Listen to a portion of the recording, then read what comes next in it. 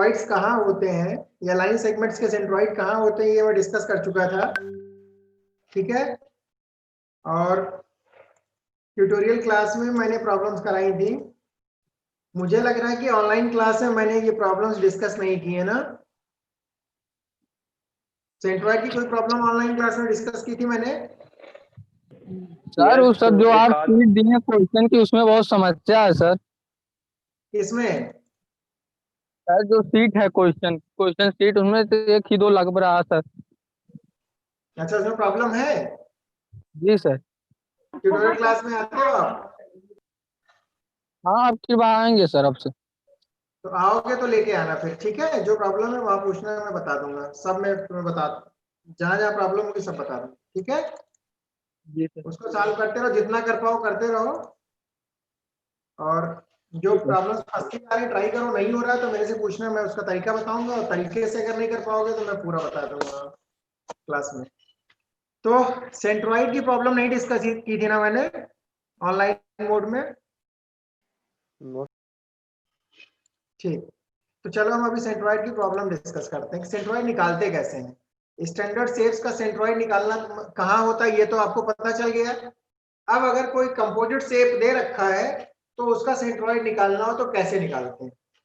हमने आपको ये बताया कि अगर कोई कंपोजिट शेप है और उसका उसमें आपको लाइन ऑफ सिमेट्री या एक्सिस ऑफ सिमेट्री मिल रही, तो सेंट्रॉइड हमेशा लाइन ऑफ सिमेट्री या एक्सिस ऑफ सिमेट्री पर ही लाई करता है, ये तो पता है सबको, ठीक है। अच्छा हाँ, ये भी देखना, मोमेंट ऑफ इनर्शिया के भी नोट्स डाल दिए मैंने आज। तो ये प्रॉब्लम्स करोगे और उसको भी थोड़ा सा रीडिंग लगा लेना, अगली क्लास में वही पढ़ाऊंगा मैं, मोमेंट ऑफ इनर्शिया। या हो सकता है आज ही आ जाऊं अभी इसके बाद तो उसी पे आना मेरे को। तो अभी एक प्रॉब्लम यहाँ पे देखो स्क्रीन पे नजर आ रही होगी, determine centroid of the shaded area shown in figure, ठीक है। ये शेडेड एरिया दिख रहा है, एक एल शेप का एरिया दिख रहा है, ठीक है। एल शेप का सेक्शन नजर आ रहा है जिसका कि सेंट्रॉइड आपको निकालना है। इसके डायमेंशंस गिवन है और ओरिजिन भी गिवन है, ठीक है। पूरा पूरा जो एरिया दिख रहा है, जो पूरा पूरा एल सेक्शन है, that is in first quadrant. मतलब सबसे नीचे एक्स एक्सिस नजर आ रहा है और सबसे बाईं तरफ वाई एक्सिस नजर आ रहा है। तो ये देखो, ये नीचे बिट्स, ये 100, ये 600, ये 300, ये 200। अब ये 100 और 200 बच्चे ने एक जैसा बना दिया, कायदे से इसकी बिट्स ज्यादा होनी चाहिए थी ऊपर वाले की, ठीक। तो खैर वो रिप्रेजेंटेशन के लिए है। तो अगर हम इसको डिवाइड करें, ये जो एरिया गिवन है, अगर इसको हम क्या करें, इसका हम सेंट्रॉइड निकालना हो तो इसको हम कितने पार्ट्स में डिवाइड कर सकते हैं, कितने स्टैंडर्ड शेप्स में डिवाइड कर सकते हैं। We can divide it into 2 rectangular part, rectangular sections. एक रेक्टेंगुलर सेक्शन ये वाला आप ले लो वर्टिकल, ये पूरा रेक्टेंगल नीचे तक, ये यहां से यहां तक। और एक जो है यहां से यहां तक ले सकते हैं, नंबर 2, नंबरिंग भी कर रखी 1 2, ठीक है। 1 पूरा ये रेक्टेंगल और उससे जुड़ा हुआ ये साइड हॉरिजॉन्टल वाला, 2 रेक्टेंगल हो गए। तो 2 रेक्टेंगल हो गए, तो इसमें क्या करेंगे, कंपोजिट सेक्शन के सेंट्रॉइड का जो फार्मूला होता है वो क्या होता है, x bar is equal to a1 x1 plus a2 x2 plus a3 x3 and so on upon a1 plus a2 plus a3 and so on. And y bar क्या होता है, a1 y1 plus a2 y2 plus a3 y3 and so on upon a1 plus a2 plus a3। ये a1 plus a2 plus a3 ये सब क्या है, ये total area होता है, ठीक है। That is total area. अब यहाँ पे अगर हम देखें, ये जो है इसको हमने दो, अब ये वाला रेक्टेंगल अगर हम लेते हैं, ये वाला, ये जो दिख रहा है इधर, ये वाला रेक्टेंगल अगर आप कंसीडर करते हो, ये ओरिजिन तो हमारा यहाँ पे है, ठीक। तो इसका एरिया कितना होगा, इसका दैट विल बी कितना 200 विड्थ हो गई है, और इसकी हाइट कितनी है, डेप्थ 300 प्लस 100, तो कितना हो गया 400 इंटू 200। ये A1 देखो दिख रहा है, that is A1 is 400 into 200, ये देखो। और A1 मतलब पूरा कैलकुलेट कर लिया जो भी आया है, A2 निकाला, A2 दूसरे का एरिया कितना होगा, ये वाला जी, ये जो पार्ट बचा ये 600 में से 200 माइनस हो गया, ये कितना बचेगा यहां से यहां तक, दिस इज 400 ना, 400 बाई 100। तो A2 कितना हो गया 400 बाई 100। सेंट्रॉइड ऑफ जो ये पहला रेक्टेंगुलर एरिया, इसका सेंट्रॉइड कहाँ होगा? इसका सेंट्रॉइड, ये जो बड़ा रेक्टेंगल आपने लिया, इसके डायगोनल्स के इंटरसेक्शन पॉइंट पे होगा, मतलब ये यहाँ पे कहीं पे आएगा G1। इस G1 के कोऑर्डिनेट्स क्या होंगे? इस ओरिजिन के रिस्पेक्ट में अगर इस G1 पे जाना है तो पहले x के अलोंग कितना चलेंगे? इसकी विड्थ जितनी है उसका हाफ। विड्थ कितनी थी इसकी? 200। x1 विल बी कितना? 100। 400/2 क्या कर रखा है? गलत कर रखा है इसमें। 200 होगा। हाँ, ये गड़बड़ कर रखा है। x1 जो होगा दैट विल बी कितना? ये 200 है, 200/2, दिस वुड बी 100। प्रोसीजर समझो, ये सवाल मत देखो, ये तो मैंने एक समझाने के लिए लिया था ताकि मैं तुम्हें एक्सप्लेन कर पाऊँ। ये इनके आंसर पे जाने की जरूरत नहीं है। ठीक, तो क्या करेंगे? इस विड्थ का हाफ चलेंगे। अच्छा, y1 कितना होगा? ये 400/2, y1 200 होगा। ठीक, या तो ये x1 100 होगा और y1 कितना होगा? 200। y1 400/2 होगा ना, 300 + 100, this is 400 total. Yes, sir. 400/2, y1 will be 200 और x1 होगा 200/2, दैट इज 100। यहाँ पे या तो गड़बड़ कर दिया थोड़ा सा, लिखने में गलती की। अब उसी तरह से क्या करें? दूसरे वाले का सेंट्रॉइड निकालें, इस वाले नीचे वाले पार्ट का। तो अगर इसका सेंट्रॉइड निकालोगे नीचे वाले रेक्टेंगल का, इसका सेंट्रॉइड, इस वाले रेक्टेंगल का सेंट्रॉइड कहाँ होगा? इसके मिडिल, इसके डायगोनल्स के इंटरसेक्शन पॉइंट में होगा, मतलब यहाँ होगा। ठीक, तो यहाँ पे अगर G2 जो दिख रहा है, इसका x2 कितना होगा? इस O से स्टार्ट करेंगे तो पहले तो इस रेक्टेंगल के कॉर्नर तक आएंगे, मतलब 200, ये 200 और प्लस ये जितना बच गया, अब इसकी विड्थ कितनी है, ये लेंथ कितनी है? 400। 400। ठीक है, 400। 200 + 400/2, यहाँ पे देखो होना चाहिए 200 + 400/2, वही लिखा है। ठीक, तो ये आ गया कितना? 400 x2। सही है। y2 कितना होगा? इस रेक्टेंगल का, ये जो रेक्टेंगल दिख रहा है, इसकी हाइट कितनी है, डेप्थ 100। तो इस यहाँ G2 पे जाने के लिए x एक्सिस के ऊपर कितना चलना पड़ेगा? 100/2, दैट इज 50 ना। 100/2 दैट इज 50। तो y2 50 हो गया। तो a1 पता चल गया, a2 पता चल गया, x1 पता चल गया, y1, यहाँ पे x1 की वैल्यू 100, y1 200, ये 100 है, ये गड़बड़ कर रखा है इसमें। वो आपको खैर देखने से मतलब नहीं, लेकिन हाँ ये नोट्स में तो भेजा नहीं, मैं समझाने के लिए उठाया हूँ, कोई बात नहीं। ठीक, तो उसके बाद क्या करोगे? लास्ट में x bar is equal to x1 a1 या a1 x1 + x2 a2 अपान a1 + a2 वैल्यू रख दोगे और आप सॉल्व कर लोगे। x बार y बार की वैल्यू आ जाएगी, तो सेंट्रॉइड के कोऑर्डिनेट्स होंगे x बार का कॉमा y बार, और x bar comma y bar means जो भी वैल्यू आएगी दैट, मतलब x बार जो आया वो कॉमा y बार, वो सेंट्रॉइड के कोऑर्डिनेट्स हो जाएंगे with respect to this origin. ये जो ओरिजिन यहाँ पे है, इसके रिस्पेक्ट में सेंट्रॉइड के पूरे के सेंट्रॉइड के कोऑर्डिनेट्स आ जाएंगे। ठीक, और वो सॉल्व करने पे जो भी आए, छोड़, इनका देखना नहीं है। प्रोसीजर समझ में आया? तो आप देखोगे आपकी बुक में इस ढंग की प्रॉब्लम्स दे रखी है, सॉल्व एग्जांपल्स भी होंगे, अनसॉल्व भी हैं, और मैं भी अभी इसकी सेंट्रॉइड की ट्यूटोरियल शीट डालने वाला हूँ, कल डाल दूंगा। ठीक है, तो सेंट्रॉइड की प्रॉब्लम, जैसे कोई सेक्शन हमने बताया अगर रिमूव कर रहे हैं, अगर किसी सेक्शन को रिमूव करना है, सपोज या अगर ये ऐसे रहा होता, अगर हम इसको यहां से ऐसे मिला देते, यहां से, ये देखो ये ऐसे, तो उसका सेंट्रॉइड निकालने के लिए इसको कैसे ब्रेक करते हैं हम? कैसे निकालते? अगर हम इस कॉर्नर से इसको मिला देते हैं, यहां से ये, क्यों बच्चों? ट्रायंगल का सेंट्रॉइड निकालते। ट्रायंगल का निकालो तो तीन एरिया हो जाता, या एक काम ये कर सकते थे, इस रेक्टेंगल को पूरा बड़ा कर लेते, कंप्लीट एक रेक्टेंगल माइनस एक ट्रायंगल ऊपर वाला, वो भी तरीका था। ये भी कर सकते। a1 - तो जहां जहां जो एरिया हमें रिमूव करना पड़ता है, फार्मूले में वो एरिया हमेशा माइनस साइन के साथ आता है, ये तो पता है।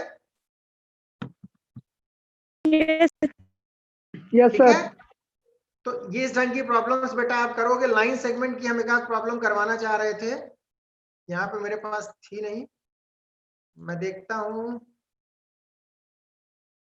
लाइन सेगमेंट की प्रॉब्लम डिस्कस कर लेंगे। चलो अब हम आते हैं उस पे, मोमेंट ऑफ इनर्शिया स्टार्ट करते हैं।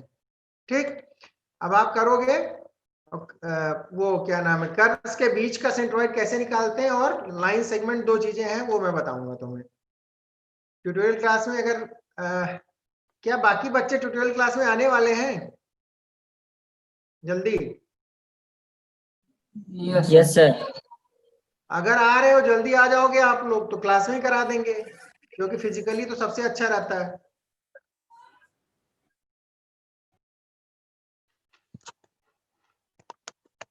सर हॉस्टल कब तक अलॉट होगा? बेटा I don't have any idea, hostel का तो मुझे कुछ नहीं पता है, बताया नहीं कुछ। सर गर्ल्स का तो शायद, हाँ बताओ। असाइनमेंट कब सबमिट करना है? असाइनमेंट करके रखते जाओ और ट्यूटोरियल क्लास में ही मैं मांगूंगा। अभी दिया है आपको, ठीक है, 2 सीट दी है, ये दोनों करने के लिए मैं आपको 1 वीक का टाइम दे रहा हूं। ठीक, जिस डेट में वहां पे पोस्ट किया, जैसे हमने कल डाला है ना, तो कल से 1 वीक मान लो, उसके बाद जो ट्यूटोरियल पड़ेगा उस ट्यूटोरियल वाली डेट में, और A4 साइज पेजेस पे करना, स्टेपल करके यूनिट वाइज।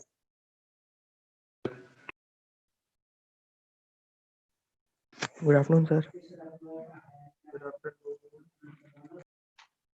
एक मिनट अटेंडेंस कैप्चर कर लूं।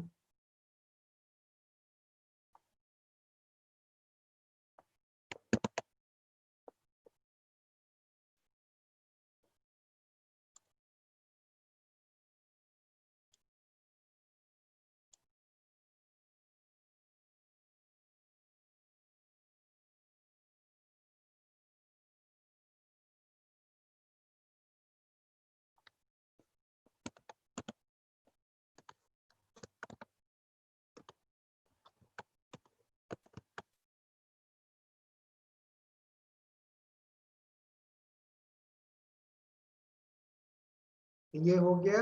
अभी हम आते हैं मोमेंट ऑफ इनर्शिया पे, शेयर कर रहे हैं।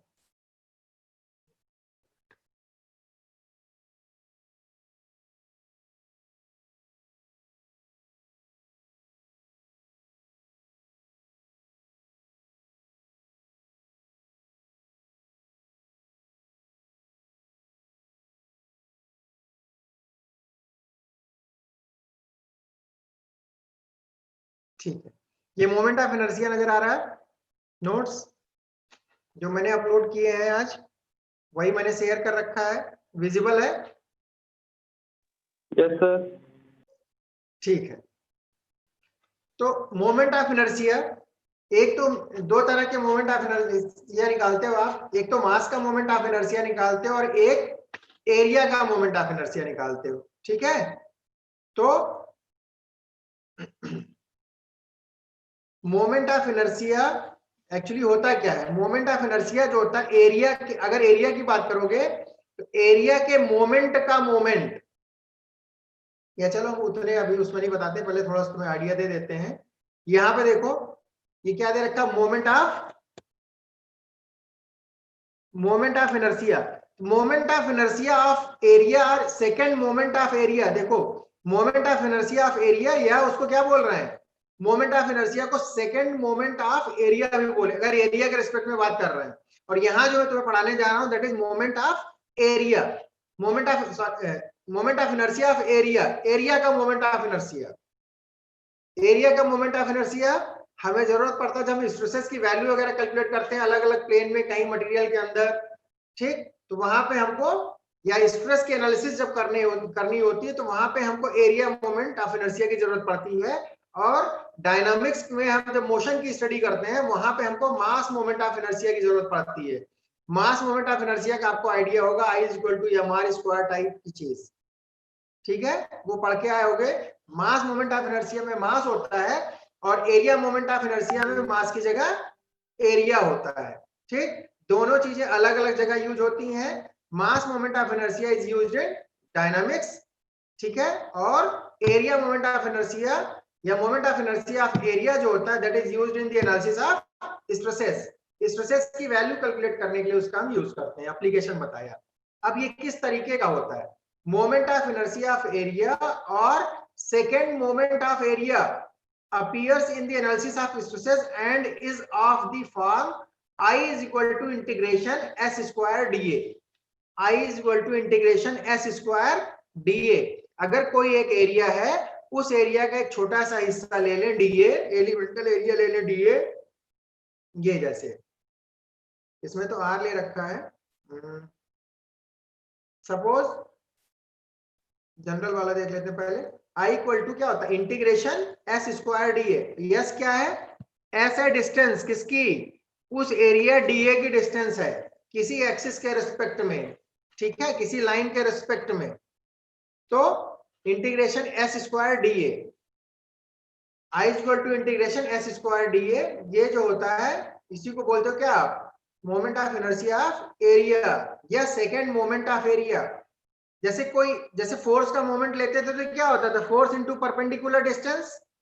वैसे अगर हम एरिया का मोमेंट ले, फोर्स को एरिया से रिप्लेस कर दें, एरिया का मोमेंट क्या होगा, एरिया इनटू डिस्टेंस, ठीक है। तो अगर डीए एरिया है, उसका किसी एक्सिस के अबाउट मोमेंट लेना है तो क्या होगा, डीए इंटू एस या एस इंटू डीए। और ये जो मोमेंट आया एस इंटू डीए, इस मोमेंट का दोबारा उसी एक्सिस के अबाउट मोमेंट ले लो तो क्या होगा, S into DA means S square DA, ठीक। मोमेंट का मोमेंट या second moment of area, moment का एरिया के मोमेंट का मोमेंट या second moment of area. Area का पहला मोमेंट क्या होगा, area into distance, that is S into DA type की चीज। और उस जो मोमेंट आया उसका दोबारा से मोमेंट ले लो, उस मोमेंट का मोमेंट ले लो, तो दैट विल बी क्या, S into DA, that is S square DA. ये एलिमेंटल एरिया का मोमेंट ऑफ इनर्शिया हुआ। अगर पूरा एरिया ए है तो उस पूरे एरिया का मोमेंट ऑफ इनर्शिया निकालने के लिए आप उसको इंटीग्रेट करोगे, तो इसीलिए इंटीग्रेशन का साइन आता है। तो I is equal to integration S square d A, where S is the distance of the small area d A from a line और अ पॉइंट, ठीक। अब देखो अलग अलग cases. If distance is measured from a line, then the line is known as axis of inertia. अगर एक line से आप क्या कर रहे हो, डिस्टेंस को मेजर कर रहे हो, तो वो डिस्टेंस कहलाती है लाइन या axis of inertia. Axis of inertia, जिस एक्सिस के अबाउट इनर्शिया निकाल रहे हो, ठीक। उसके बाद if distance is measured from a point, then ये THEN है यहाँ पे, then moment of inertia is called as polar moment of inertia and that point is known as pole, ठीक है। अगर किसी पॉइंट के अबाउट मोमेंट ऑफ इनर्शिया निकाल रहे हो तो उस मोमेंट, वो किसी पॉइंट से डिस्टेंस ले रहे हो तो उस पॉइंट को क्या बोलते हो, पोल बोलते हो। और वहां से जो एक्सिस पास कर रहे हो उसके अबाउट जो मोमेंट ऑफ इनर्शिया होगी उसको आप बोलते हो पोलर मोमेंट ऑफ इनर्शिया, ठीक। और अगर डीए को रिप्लेस कर दो एलिमेंटल मास डीएम से, ठीक। If dA, elemental area dA is replaced by elemental mass dm, then moment of inertia को क्या बोलते हो आप, mass moment of inertia।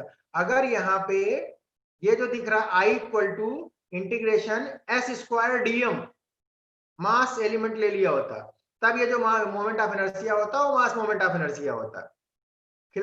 इस यूनिट में हमें मास मोमेंट ऑफ इनर्शिया से कोई लेना देना नहीं है, और हमको सिर्फ एरिया मोमेंट ऑफ इनर्शिया पढ़ना है। और ये चौथा पॉइंट है, मास moment of inertia is required in dynamics of rigid bodies. In dynamics of rigid bodies, जो बॉडीज मोशन में होती हैं, स्पेशली काइनेटिक्स वगैरह में, ठीक है, जहां पे हमको वेलोसिटी, एक्सेलरेशन और ये सारी चीजें कैलकुलेट करनी होती हैं बॉडीज की, किसी बॉडी की, तो वहां पे इसकी जरूरत पड़ती है मास मोमेंट ऑफ इनर्शिया की। अब देखो, जैसे कोई ये बॉडी यहाँ पे दिख रही है, एक रैंडमली सिलेक्टेड एक बॉडी, बॉडी नहीं, एरिया, ये एक एरिया दिख रहा है ए, जिसका टोटल एरिया इज ए, और यहाँ पे एक एलिमेंटल एरिया हमने ले रखा है, इसमें एक छोटा सा एरिया ले लिया डी ए, और ये एरिया सपोज इधर वाई एक्सिस है और नीचे एक्स एक्सिस है, और यहाँ पे ओरिजिन है इस जगह पे, ठीक। इस एरिया, ये एरिया यहाँ से कितनी दूर है, एक्स डिस्टेंस, और ये वाई डिस्टेंस, मतलब जिस जगह पे एरिया ले रहे हो उस पॉइंट के कोऑर्डिनेट्स हो गए आपके x, y, अगर मानते हो आप, तो यहाँ से y एक्सिस से x डिस्टेंस पे और x एक्सिस से y डिस्टेंस पे ये एलिमेंटल एरिया dA है।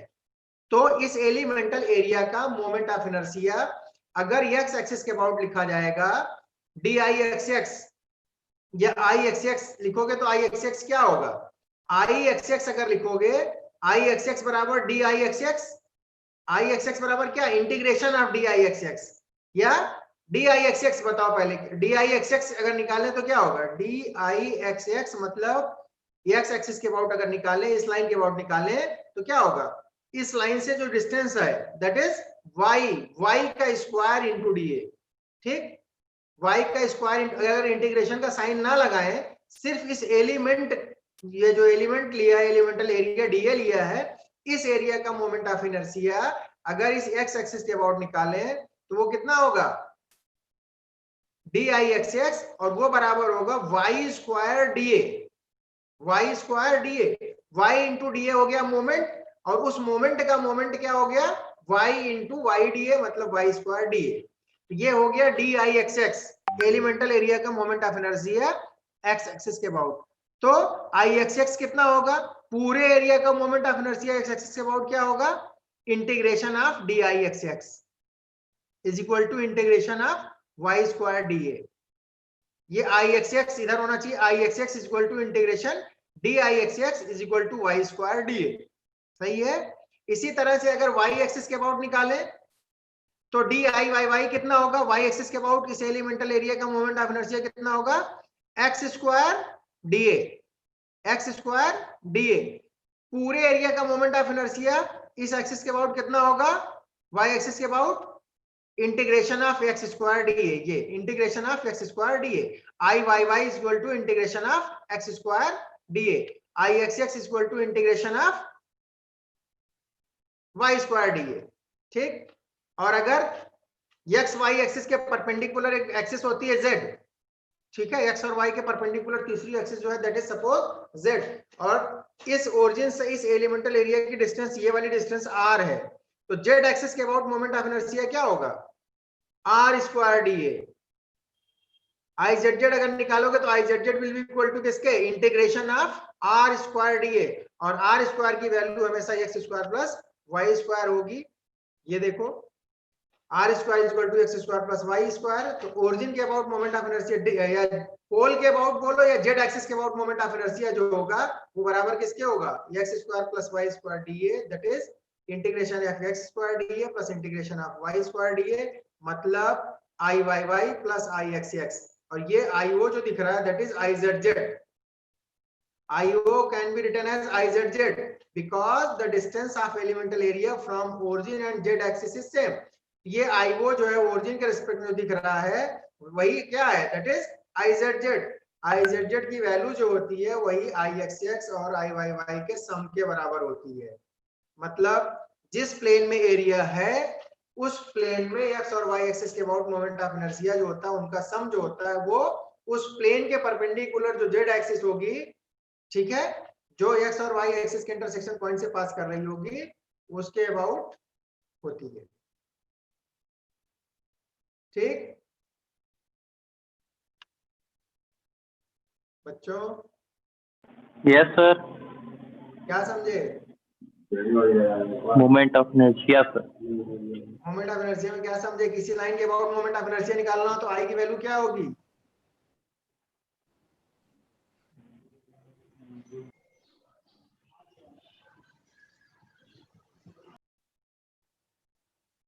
ए बी लाइन के अबाउट अगर कोई एरिया है मान लो सपोज, उसका moment of inertia A B line के अबाउट निकालना है तो क्या होगा, आई ए बी किसके बराबर होगा, आई सफिक्स ए बी किसके बराबर होगा, is equal to integration of क्या, ए बी लाइन से एरिया की डिस्टेंस जो भी होगी एस के आर जो भी मानो तुम, उस डिस्टेंस का स्क्वायर इंटू डी ए।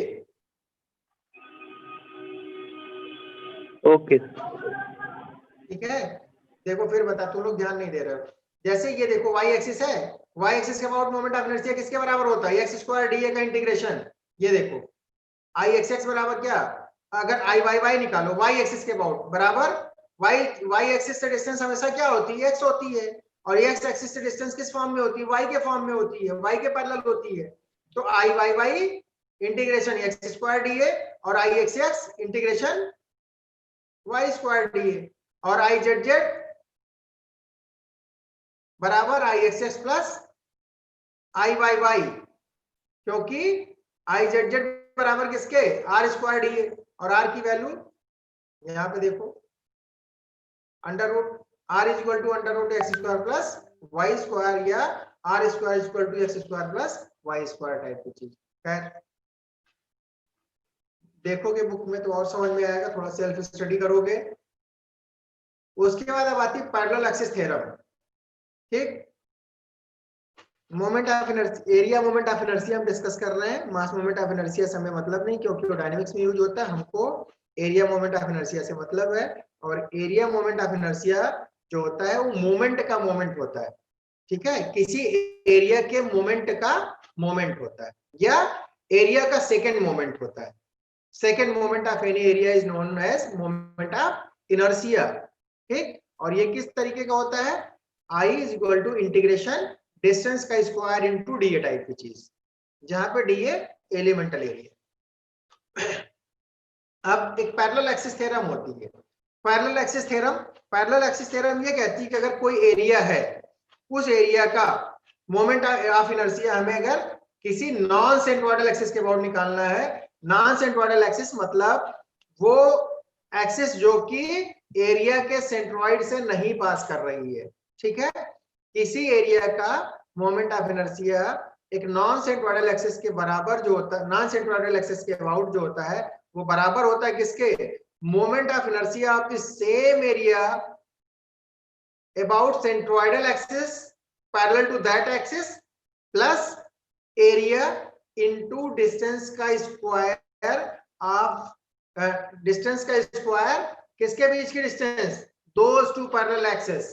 जैसे ये देखो, moment of inertia of an area about non centroidal axis is equal to sum of the moment of inertia of the same area about a centroidal axis parallel to it and the product of area and square of the distance between the two axes. अब यहाँ पे देखो, जैसे ये area दिख रहा है, this is area. ठीक, ये एरिया सपोज ए है, इस एरिया का सेंट्रोइड कहाँ, यहाँ पे है suppose, this is centroid of this area. अब ये क्या है, जीजी डैश जो है ये कैसी एक्सिस है, ये सेंट्रोइडल एक्सिस है ना, दिस इज, क्योंकि सेंट्रोइड से जो एक्सिस पास, सेंट्रोइड से जो भी एक्सिस पास करती है, जो भी लाइंस पास करती है, वो कैसी एक्सिस होती हैं, वो सब सेंट्रोइडल एक्सिस कहलाती है। ठीक, तो ये देखो सेंट्रोइडल ये है, और ये भी सेंट्रोइडल एक्सिस ये वाली जो दिख रही है। ठीक, अब देखो हमको इस एक्सिस के अबाउट मोमेंट ऑफ इनर्शिया नहीं निकालना, हमको यहाँ ए डैश लाइन के अबाउट निकालना है। तो ये थ्योरम ये कहती है कि ए डैश के अबाउट मोमेंट ऑफ इनर्शिया जो होगा that will be equal to sum of moment of inertia about centroidal axis parallel to this A dash line plus, मतलब सम तो पहले ही बोल दिया, एंड प्रोडक्ट ऑफ एरिया, ये पूरा एरिया ए और इन दोनों एक्सिस जो पैरेलल एक्सिस है इनके बीच की डिस्टेंस का स्क्वायर। यहाँ पे देखो जो निकाला है, I A is equal to I G G dash plus A Y C square, मतलब आई पैरेलल एक्सिस थ्योरम ये कहती है कि आई ए डैश इस लाइन के about moment of inertia I A dash बराबर होगा आई जी जी डैश, ये सेंट्रोइडल एक्सिस प्लस ये टोटल एरिया ए इंटू दोनों एक्सिस के बीच की डिस्टेंस का स्क्वायर। ये डिस्टेंस इनके बीच की कितनी है, दैट इज वाई सी, ये देखो वाई सी। ठीक है, दिस इज वाई सी। तो I A dash will be equal to किसके, I G G dash plus area into Y C का स्क्वायर। ये I A dash is equal to I G G dash plus A Y C का square, यही parallel axis theorem है।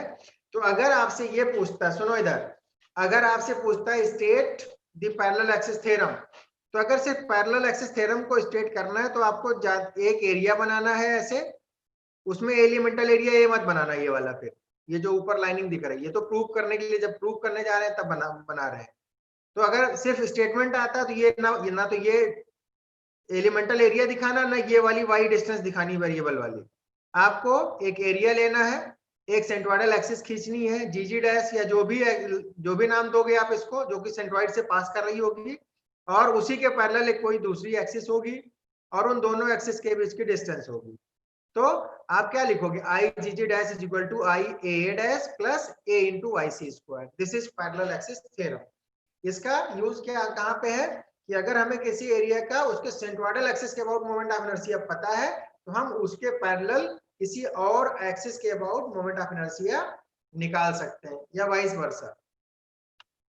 ठीक है, parallel axis के about पता है तो सेंट्रोइडल के अबाउट निकाल सकते हैं। अब इसको कैसे किया, अब सुनो, ये एरिया पूरा था, पैरेलल एक्सिस थ्योरम को कैसे प्रूव करेंगे। ये कोई एरिया है तो हमने उस पे एक एलिमेंटल स्ट्रिप ले ली, ये ठीक, सेंट्रोइडल एक्सिस से कितनी डिस्टेंस पे, वाई डिस्टेंस पे। इसका एरिया कितना है, इस एलिमेंटल स्ट्रिप का एरिया कितना, डीए। तो इस एरिया का ये जो डीए, यहाँ पे डीए लिखा नहीं, ये जो एलिमेंटल स्ट्रिप दिख रही है जिसका एरिया डीए है, इस एरिया का मोमेंट ऑफ इनर्शिया कितना होगा, इस लाइन ए डैश के अबाउट। ये देखो डी आई एलिमेंटल एरिया है ना, तो एलिमेंटल एरिया का जो मोमेंट ऑफ इनर्शिया वो भी एलिमेंट के फॉर्म में डी आई ए डैश, मतलब ये जो स्ट्रिप दिख रही है इस स्ट्रिप का moment of inertia A dash line के अबाउट क्या होगा, यहां से इसकी डिस्टेंस का स्क्वायर इनटू एरिया। ये डिस्टेंस यहां से ए डैश से इस स्ट्रिप की डिस्टेंस कितनी है, y plus Y C dash है ना। वाई सी डैश क्या यस है, सर। ये सॉरी वाई सी डैश नहीं वाई सी, ये वाई सी क्या है, वाई सी तो फिक्स्ड है, सेंट्रोइडल एक्सिस और ये इस ए डैश एक्सिस के बीच की डिस्टेंस तो फिक्स हो गई। तो इस एलिमेंटल एरिया का मोमेंट ऑफ इनर्शिया इस ए डैश लाइन के अबाउट क्या होगा, D I A dash will be equal to किसके, y प्लस वाई सी का स्क्वायर इनटू डी ए। अब पूरे एरिया का अगर निकालना हो तो क्या करो, दोनों तरफ इंटीग्रेट कर दोगे, आई ए डैश बराबर क्या होगा, integration of D I A dash मतलब integration of y plus Y C का होल स्क्वायर डी ए। ये देखो, अब उसके बाद एक्सपेंड कर दो, Y C square D A integration of Y C square D A plus integration of Y square D A plus 2 times integration of Y C and Y D A. अब यहाँ पे वाई सी जो है that is constant value, Y C क्या है, Y C constant है, तो वो तो फिक्स्ड है, तो यहाँ पे वाई सी आपने कॉमन ले लिया। देखो वाई सी स्क्वायर, ये वाई सी स्क्वायर और इंटीग्रेशन डी ए प्लस ये वाई स्क्वायर डी ए क्या है, आई जी जी डैश लिखा ना, पीछे आओ, ये देखो पूरे का सेंट्रोइड कहाँ, ये वाई सी स्क्वायर सॉरी ये वाई स्क्वायर डी ए क्या है, ये वाई डिस्टेंस कहाँ से है, एलिमेंटल एरिया की डिस्टेंस वाई कहाँ से है, जीजी डैश से है। तो अगर जीजी डैश के अबाउट मोमेंट ऑफ इनर्शिया निकालोगे तो क्या आएगा, Y square D A. Yes sir. क्या होगा, आई जी जी डैश ही तो है वो, integration Y square D A is I G G dash. ये देखिए क्योंकि इस एक्सिस से वाई, इस जी जी डैश एक्सिस के अबाउट मोमेंट ऑफ इनर्शिया कितना होगा, integration Y square D A. तो यहाँ पे क्या किया, integration Y square D A को क्या लिखा, ये देखो इसको लिखा आई जी जी डैश और ये वाई सी स्क्वायर इधर बाहर लिया integration D A plus twice Y C बाहर आ जाएगा और integration Y D A, Y C बाहर आ जाएगा इंटीग्रेशन वाई डी ए। अब सुनो, integration D A is D A का इंटीग्रेशन मतलब total area A into Y C square नॉन माया plus I G G dash plus 2 times Y C और इंटीग्रेशन वाई डी ए की value जो होती है that is 0। Integration Y D a 0 क्यों, अब बता रहा हूं। और ये अगर ये वाला पार्ट हो गया 0 तो बचा क्या, I A dash equal to I G G dash plus A Y C का स्क्वायर। ये नोटेशंस बदल सकते हैं, बुक में देखोगे सिर्फ हो सकता है आईजी दे रखा हो या कुछ मतलब नोटेशंस बदले होंगे लेकिन कॉन्सेप्ट यही रहेगा। ठीक, ये इंटीग्रेशन वाई डी ए 0 कैसे हो गया।